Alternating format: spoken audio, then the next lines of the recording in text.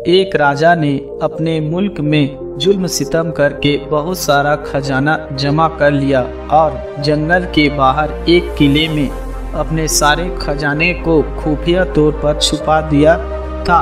उस खजाने की सिर्फ 2 चाबियां थी, एक चाबी बादशाह के पास और एक उसके मंत्री के पास थी। इन दोनों के अलावा किसी को भी उस खुफिया खजाने के बारे में मालूम नहीं था। एक रोज किसी को बताए बगैर राजा अपने खजाने को देखने के लिए जंगल की ओर निकल पड़ा और किले का दरवाजा खोलकर अंदर दाखिल हो गया। अपने खजाने को देख देख कर खुश हो रहा था और खजाने की चमक से सुकून पा रहा था। इसी दौर मंत्री भी उसी इलाके से गुजर रहा था और उसने देखा कि खजाने का दरवाजा खुला है। वो हैरान हो गया और ख्याल किया कि कहीं कल रात जब मैं खजाना देखने आया था तब शायद खजाना का दरवाजा खुला रह गया होगा। उसने जल्दी जल्दी खजाने का दरवाजा बाहर से बंद कर दिया और मंत्री वहां से चला गया। उधर खजाने को अच्छी तरह से देखने के बाद राजा अपने राज्य में लौटने के लिए दरवाजे के पास गया तो ये क्या, दरवाजा तो बाहर से बंद हो गया था। उसने जोर जोर से दरवाजा पीटना शुरू कर दिया, पर अफसोस उसकी आवाज सुनने वाला उस जंगल में कोई नहीं था।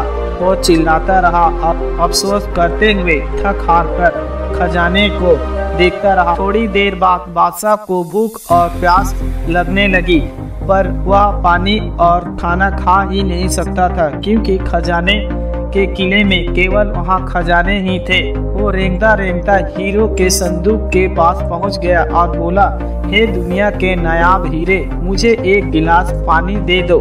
फिर मोती सोने चांदी के पास गया और बोला, हे मोती चांदी सोने के खजाने, मुझे एक वक्त का खाना दे दो।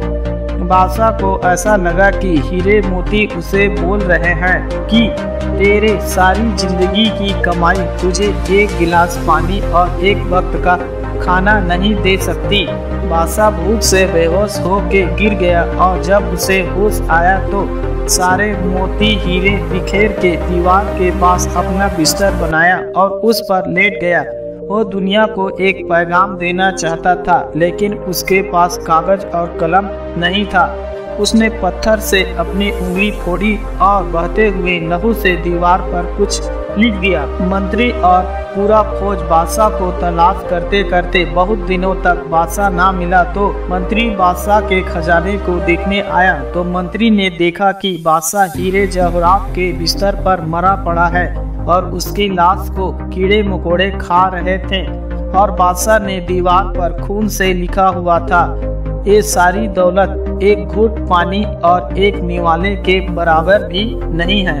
दोस्तों, आप इस कहानी के माध्यम से समझ तो गए होंगे कि पैसा हमारे लिए कितना जरूरी है, लेकिन खाने पीने की चीजों से ज्यादा जरूरी नहीं है। इसीलिए हम किसान को अन्न देवता कहते हैं, क्योंकि वे ही हमारे लिए खाने पीने की चीजों की व्यवस्था करते हैं। इसलिए किसानों के लिए एक लाइक तो बनता है। जय हिंद, जय भारत।